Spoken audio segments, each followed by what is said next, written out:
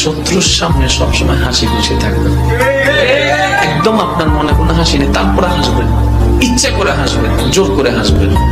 সে ভাবনাই পড়ে যাবে, কি রে সে এত সুখ পাই কই,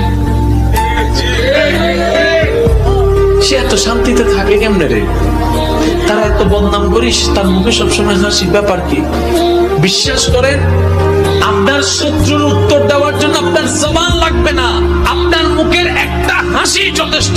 আর যদি সে হাসিটা রবের উপর ধৈর্য ধরে, মহব্বত দিয়ে, মায়া দিয়ে, রবের সন্তুষ্টির জন্য হয়, তাহলে আপনার শত্রু পরাজিত হবে।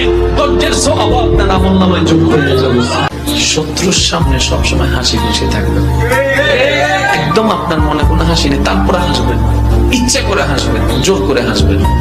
সে ভাবনাই পড়ে যাবে, কি রে সে এত সুখ পাই কই।